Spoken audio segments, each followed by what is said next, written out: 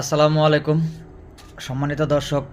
আমার চ্যানেলটা একেবারেই ছোট, খুবই নগণ্য একটা চ্যানেল। এই চ্যানেলের কথা আসলে খুব বেশি মানুষের কাছে পৌঁছায় না।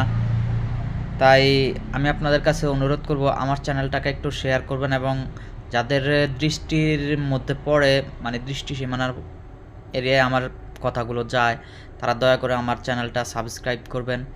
আসলে আমার ভিডিওগুলো হয়তো কোয়ালিটিফুল সম্পন্ন না, বাট আমার কথাগুলো কিন্তু প্রয়োজনীয় কথা। আমি প্রয়োজন ব্যতীত কথা বলি না। হয়তো আমার ভিডিওর কোয়ালিটি খারাপ, কিন্তু আপনারা তো আসলে আমার চেহারা দেখে লাভ নেই বা আমার ভিডিওর কোয়ালিটি দেখে লাভ নেই।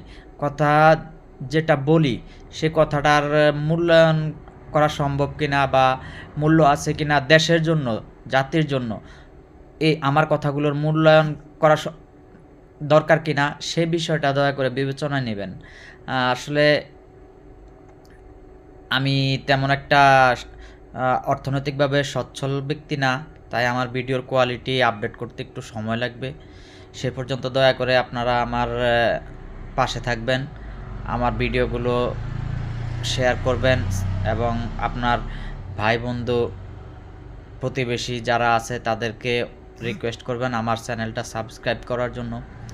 তো এখন যে বিষয়টার জন্য আসলে ভিডিওতে আসছি সেই বিষয়টা হলো, দেখেন আমি আমার এই চ্যানেলের একেবারে প্রথম দিকের একটা ভিডিওতে বলেছিলাম যে ডক্টর ইউনূসকে আপনারা যারা বোকা মনে করেন আসলে তারাই বোকা।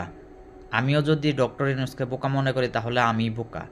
কারণ কি, এই ডক্টর ইউনূস সারা বিশ্বে ৮০০ কোটি মানুষকে পেছনে ফেলে তিনি আপনার শান্তিতে নোবেল বিজয়ী হয়েছেন।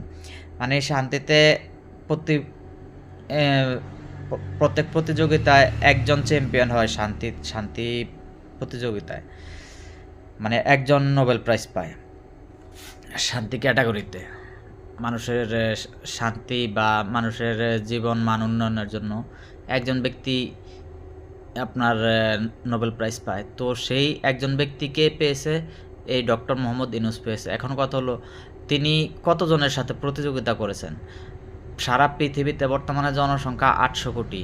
এই ৮০০ কোটি মানুষের মাঝে কিন্তু তিনি সবার সাথে প্রতিযোগিতা করে তিনি চ্যাম্পিয়ন হয়েছেন। তার মানে আমরা ৮০০ কোটি মানুষই তার কাছে এই এক জায়গায় শিক্ষা অর্জন করতে হবে যে তিনি কিভাবে শান্তি প্রতিষ্ঠা করেছেন। তো যে ব্যক্তি এই নোবেল প্রাইজটা আসলে অর্জন করে সে আসলে বোকা না, সে মারাত্মক ধূর্তজ্ঞানী।